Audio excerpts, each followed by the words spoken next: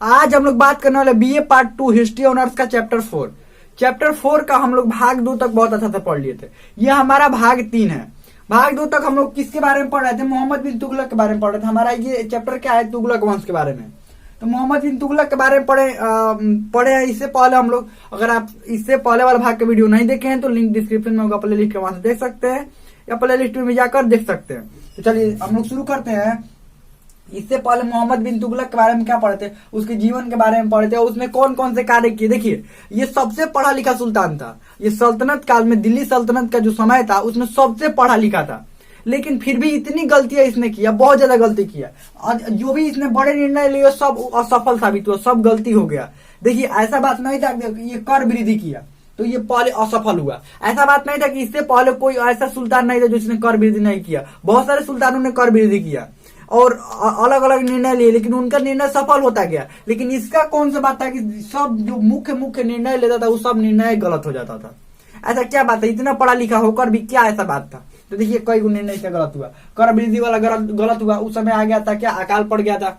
उस समय इसने कर वृद्धि वाला निर्णय लिया। इसका मेन काम यही था ना, इसने किसी सलाह नहीं लेता था, बस यही दिक्कत हो जाता था। अब मान लीजिए आप दिल्ली में बैठे हुए हैं, आपको क्या पता कि यहाँ पर क्या हुआ है? आपको पता भी चला था, पूर्ण रूप से पता थोड़े चलेगा कि हाँ यहाँ पर क्या हुआ। मान लीजिए यहाँ पर दिल्ली में बैठे हुए हैं, यहाँ पर दिल्ली में बैठे हुए और यहाँ पर क्या हुआ है, आपको संदेश वाहक द्वारा संदेश जाएगा तब ना पता चलेगा। अब पहले ही निर्णय ले रहे हैं कि हाँ हम कर वृद्धि करेंगे तो ये करेंगे तो ऐसे करेंगे। तो देखिए, इसका सबसे बड़ा गलती कर वृद्धि, फिर राजधानी परिवर्तन किया, ये भी गलती है, क्योंकि पिछले भाग में ये पूरे डिटेल में हम लोग पढ़ चुके हैं। ये सब सांकेतिक मुद्रा भी बदला तो भी ये भी गलत साबित हुआ। और इसके बाद खुरासान पर आक्रमण क्या करेगा, ये तो दोस्ती ही कर लिया। और उसके बाद तो देखिए, इसके अन्य कार्य भी अब देखते हैं कि मान लीजिए इतना गलती किया, कुछ तो सही किया होगा ना, ऐसा बात थोड़ा है कि सब गलती करेगा। पढ़ा लिखा था, ये सबसे ज्यादा पढ़ा लिखा था। तो ये इससे ये साबित होता है कि पढ़ा लिखा होना साम्राज्य चला नहीं सकते आप। अगर पढ़े लिखे हैं तो आप साम्राज्य, ये जरूरी नहीं है कि आप क्या चला सकते हैं, साम्राज्य आप चला सकते हैं। चलिए एक आपको कहानी हम सुनाते हैं। छोटा सा एक कहानी है। एक राजा थे, छोटा सा एक कहानी है, पता नहीं 7 या 8 क्लास में ये कहानी है, 7 या 8 क्लास की कहानी है। ध्यान सुनिएगा, ये कहानी बहुत अच्छा कहानी है। एक राजा थे, तो उन्होंने एक चित्रकार को बुलाया। उनके जो राज्य में वो बहुत ही फेमस चित्रकार था, मतलब बहुत अच्छा पेंटिंग बनाता था, किसी का भी बहुत अच्छा चित्र बना देता था। तो राजा ने बुलवाया, कहा कि आप हमारी चित्र बनाइए। तो राजा का वो चित्र बनाया, तो इतना बढ़िया चित्र बना दिया राजा का ना कि लगता था ना कि सामने वो आईना में देख रहे हैं, अपने आप को क्या देख रहे हैं, आईना में देख रहे हैं। राजा बहुत प्रसन्न हुए। तो राजा ने कहा कि ठीक है, जो मांगना है आप मांगिए। तो उसने कहा नहीं, मुझे कुछ नहीं चाहिए, मैं अच्छा पेंटर हूँ ही, मतलब अच्छा पेंटिंग कर लेता हूँ, जिससे मुझे पैसे मिल जाते हैं, जिससे मेरा जो खर्चा है मतलब खर्चा चल जाता है। इससे हमें और अधिक कुछ नहीं चाहिए, बस यही ठीक है, इतना ही हमें दे दीजिए, जितना हमारा पेंटिंग का हुआ उतना दे दीजिए। तो राजा ने, अब राजा होते हैं ना, वो थोड़ा सा खुश होंगे तो कुछ ज्यादा ही खुश हो जाते हैं। राजा जो होते हैं वो थोड़ा सा खुश होते हैं तो कुछ ज्यादा खुश हो जाते हैं और कहते नहीं कुछ मांगो, कुछ भी तुम मांगो। तो बोला नहीं, हम कुछ नहीं मांग सकते। तो राजा ने क्या किया, उसको जबरदस्ती क्या बना दिया, मुख्यमंत्री का। तुमको मुख्यमंत्री हमें वो राज्य का बनाते हैं। अब राजा के पास में बहुत सारा राज्य होगा, क्योंकि राजा जो होते हैं वो ये मत सोचिए कि एक छोटे से राज्य के राजा होते हैं, उसके अंडर में कई राज्य होते हैं और जिसके अलग अलग शासक उसने नियुक्त किया होता राजा। मान लीजिए पूरा ऐसा राज्य हो गया ना, तो अलग अलग क्षेत्रों का जो अलग अलग राजा को नियुक्त किया गया रहता है और एक प्रमुख इसका राजा होता है। तो वो चारों तरफ देखता है। क्यों? क्योंकि उस समय आवाजाही के साधन उतना मौजूद नहीं था, तो राजा सारे जगह पर नियंत्रण नहीं कर सकते। इधर सैनिक भेजा तो पता चला इधर कौन और कब्जा कर लिया। तो इसीलिए एक प्रमुख राजा होता था, बाकी छोटे छोटे राजा होते थे। तो उस राजा ने क्या कहा कि तुमको मुख्यमंत्री बना, इतना अच्छा पेंटिंग बनाते हो, तुम अच्छे आदमी हो। वो अच्छा था, अच्छा आदमी था, ऐसा कोई खराब नहीं था, और पढ़ा लिखा बहुत बढ़िया था। पढ़ा लिखा भी था, जो पेंटर था वो पढ़ा लिखा भी था और बहुत बढ़िया आदमी था और पेंटिंग भी बहुत अच्छा बनाता था। तो राजा ने कहा तुमको मुख्यमंत्री एक जगह का नियुक्त करते हैं। तो उसने कहा ठीक है, जब राजा है कह रहे हैं तो ठीक है, जा रहे हैं, इसमें क्या है। तो मुख्यमंत्री बना दिया एक राज्य का, उसको मुख्यमंत्री बना दिया गया। अब उसका प्रशासन में थोड़ा सा भी नॉलेज, एकदम जीरो क्या कहा, माइनस में उसका नॉलेज था, जो प्रशासन का नॉलेज था, क्योंकि वो जीवन भर पेंटिंग किया था, यानी चित्रकार था, तो चित्र ही बनाता था। उसको क्या पता है कि कब कौन सा निर्णय लेना है, निर्णय लेने से जनता पर क्या असर पड़ेगा, और कौन कौन से कब निर्णय, कैसा कर कैसे वसूला जाता है, प्रशासन कैसे चलाया जाता है, या सैनिकों का जांच कैसे किया जाता है, कर्मचारियों को देख रेख कैसे किया जाता है, कर्मचारी कौन अच्छा काम कर रहा है कि नहीं कर रहा है, ये सब उसको कुछ जीरो नॉलेज था, एकदम जीरो क्या माइनस में बोल रहे हैं ना, माइनस में नॉलेज था। अब इससे क्या हुआ, जिस राज्य का वो राजा नियुक्त किया गया था उस राज्य में हाहाकार मच गया। जो भी निर्णय लेता था जल्दी में निर्णय लेता। मान लीजिए यहाँ पर कहीं पर झगड़ा उगड़ा हुआ, ये पूरा फौज भेज दिया। झगड़ा 2 लोगों का हुआ, पूरा फौज इधर से भेजे, मार हुआ है चले जाओ, यहाँ पर मार हुआ है क्या कर जाओ चले जाओ। तो पूरा फौज माहौल छोड़कर कहाँ पर चले जाते थे जहाँ पर झगड़ा हुआ। अब पूरा यहाँ के लोग, यहाँ गांव के लोग पूरा अफरा तफरी मच जाता था। पूरा फौज जब गांव में घुस जाएगा तो अफरा तफरी नहीं मच जाएगा। तो ऐसे अपने निर्णय से क्या करता था कि सारे जो राज्य पूरा परेशान हो गया। अपना ऐसा ऐसा निर्णय लेता था कि सारा राज्य परेशान। तो किसी की अंदर इतनी हिम्मत नहीं थी ना को बोल सके ना कि राजा आपने गलत आदमी को नियुक्त कर दिया है। किसी के अंदर इतनी हिम्मत नहीं था। राजा के ही एक मंत्री थे, मंत्री नहीं वो दरबार में ही, बोले दरबार में ही रहते हैं ना सब, कवि थे। तो उन्होंने क्या कहा कि राजा को एक दिन आमंत्रण दिया कि राजा को अब सबक सिखाया जाए, क्योंकि सामने सामने तो बोल नहीं सकते राजा को। तो राजा को आमंत्रण दिया खाने पर अपने घर पर। राजा को, रानी को, जितने भी मंत्री थे, मतलब पूरे जितने भी दरबार में लोग बैठते हैं ना, देखे है ना दरबार कैसा लगता है, ऐसे होता है पूरा, दोनों तरफ कुर्सी लगाया रहता है, इधर इधर इधर राजा मुख्य यहाँ पर बैठे होते हैं। तो जितने भी दरबार में लोग थे सबको बुलवाया।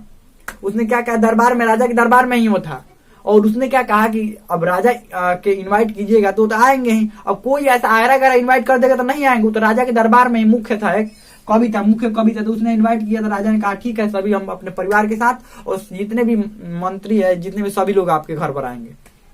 और उसने क्या किया, उस जो राज्य का सबसे बेहतरीन जो बढ़ई था, कौन था, बढ़ई, उससे खाना बनवाया।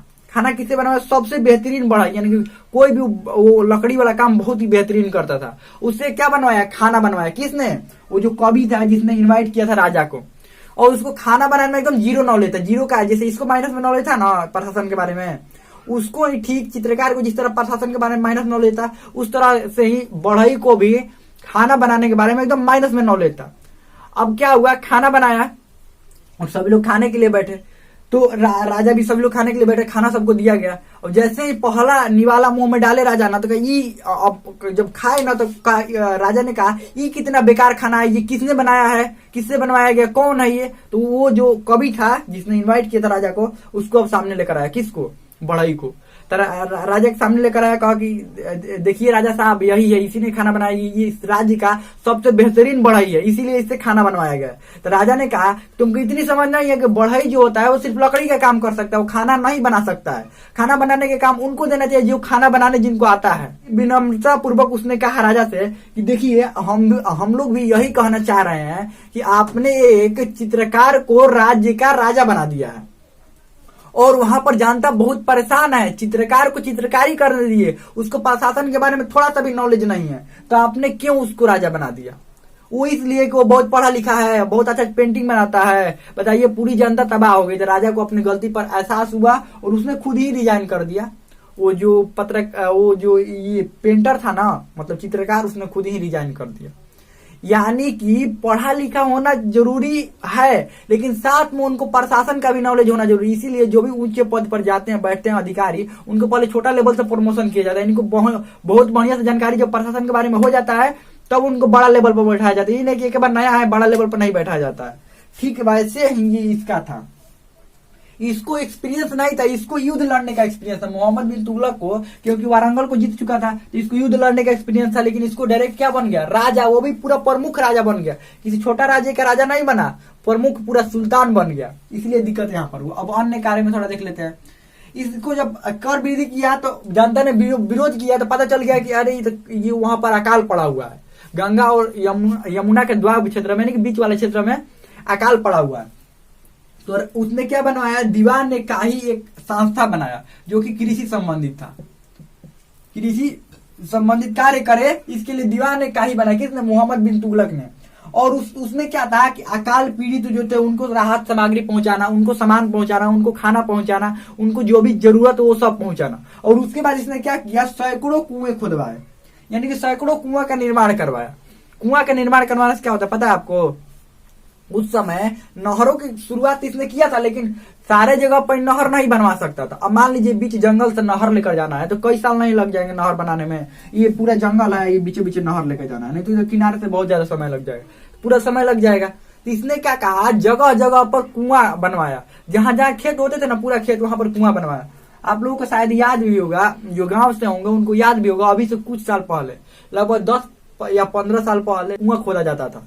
10-15 साल पहले क्या होता था, खेतों में कुआं खोदा जाता था और लोग क्या करते थे, ऐसे एक लकड़ी का होता था, देखिए ऐसे कुआं खोदा गया, यहाँ पर एक लकड़ी गाड़ दिया जाता था लंबा, और इसमें एक ऐसे बना दिया जाता था, इसमें रस्सी लगा दिया जाता था और इसमें बाल्टी बांध दिया जाता था, और इसको यहाँ पर एक भारी चीज बांध दिया जाता था, इसको नीचे डालकर पानी ऐसे नीचे इसमें नीचे डालकर और पानी इसमें भर कर ऐसे ऊपर खींचा जाता था, और खेत जो होता था, खेत की सिंचाई हो जाती थी। इसी से क्या होता था, खेत की सिंचाई इसी से हो जाती थी कि जगह जगह कुएं बन जाते थे। जब भी पानी की जरूरत पड़ती थी, कुआं में से पानी क्या कर लिया जाता था, निकाल लिया जाता है। या रहट देखे हैं, रहट क्या होता है, वो भी कुआं, बड़ा सा कुआं में चारों तरफ बैल चलते रहते हैं और यहाँ से पानी निकलता रहता है। रहट भी आप लोग देखे होंगे। ठीक इसने क्या किया, सैकड़ों कुआं का निर्माण करवा दिया, जिसके कारण अकाल और जिसके कारण ये सूखा की समस्या नहीं होगा कि बारिश आए चाहे ना आए, किसान खुद अपने खेतों की सिंचाई क्या कर सकते हैं। तो ये कुआं का निर्माण पहले अभी से 10-15 साल होता था, अब तो नहीं हो रहा है। अब ऐसा कुछ नहीं हो रहा। हम देखिए कृषि ऋण देना भी शुरू किया, कृषि कर्ज, जैसे सरकार कर्ज देती है ना किसानों को, ठीक वैसे ही इसने कृषि कर्ज देना शुरू किया, क्योंकि अकाल पड़ा है तो पहले बार तो उनको खाने का नहीं होता, खाना पहुंचवाया। ऐसा बात नहीं कि सब निर्णय, देखिए इसका निर्णय गलत हो जाता था, अब कोई क्या करे बताइए। निर्णय लेता था सही सोचकर, लेकिन गलत हो जाता था। तो ये अब क्या हो, पता नहीं कैसे ये गलत हो जाता था, क्योंकि ये सलाह नहीं लेता था। इसको उस समय के वर्तमान परिस्थिति के समझ नहीं था कि वर्तमान में क्या हो रहा है, हमको निर्णय क्या लेना है। तो देखिए इसने कृषि ऋण देना शुरू किया, और धार्मिक दृष्टि से ये उदार था। धार्मिक दृष्टि से क्या था, उदार था। मतलब समझ रहे, धार्मिक दृष्टि से उदार होने का मतलब, धार्मिक दृष्टि से उदार होने का मतलब ये था कि ये सभी धर्मों को कहता था कि अपना अपना आप लोग धर्म मानिए, और होली बहुत अच्छे से मनाता था। दिल्ली सल्तनत का पहला ऐसा सुल्तान था जिसने होली मनाया। मतलब ये होली बहुत अच्छा से मनाता था, होली को बहुत अच्छा से मनाता था, और बाकी सारे धर्मों के प्रति भी क्या था, ये उदार था। अब देखिए क्या हुआ, इसकी मृत्यु कैसे हुई। अब ये समझने वाली बात है कि इसकी जो मृत्यु हुई वो कैसे हुई। देखिए समझिए इसकी मृत्यु कैसे हुई। मृत्यु तो पहले समझिए, बार बार विद्रोह खड़े हो जाते थे इसके राज्य में। बार बार जो होता था वो विद्रोह का मतलब इधर का राजा है ना, इसके शासनकाल के अंतर्गत आ रहा है, लेकिन कहेगा कि और कुछ दिन बाद कहने लगता नहीं, हम आपके शासनकाल के अंतर्गत नहीं है, आपके शासन के अंतर्गत हम नहीं है, हम अपना स्वतंत्र राज्य बनाएंगे। लो तो हो गया विद्रोह यहीं पर ना। तब उसको देखकर वो बोला, उसको देखकर वो बोला। दक्षिण भारत में कुल 22 विद्रोह हो गए थे, इधर 22 को विद्रोह हो गया था। अब बार बार विद्रोह को दबाने के लिए सेनापति को भेजना पड़ता था, कहीं खुद जाना पड़ता था। तो ये यहाँ पर हुआ विद्रोह सिंध में। यहाँ पर सिंध में विद्रोह हुआ, जिस जगह का नाम था ठट्टा नाम था। जगह क्या नाम था, ठट्टा। जगह क्या नाम था, ठट्टा सिंध में है, जो कि सिंध में। इससे पहले भी दिल्ली सल्तनत के कई सुल्तान यहाँ पर अपना शासन स्थापित करने के सोचे, कई बार हार कर शासन स्थापित किए, लेकिन फिर इससे बाहर क्या हो जाता था, ये हो जाता था।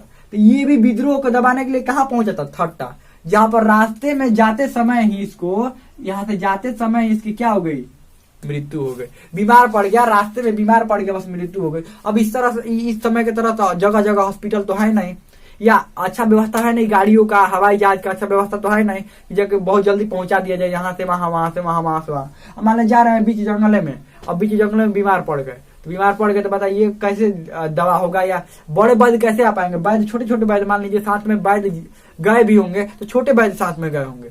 अब बीमारी बड़ा हो गया तो क्या हुआ, इसके बीच रास्ते में ही मृत्यु हो गई। तो इसकी मृत्यु देखिए, इसकी मृत्यु यहीं पर हुई 1351 ईस्वी में हुई थी। इसकी मृत्यु कब हुई, 1351 ईस्वी में।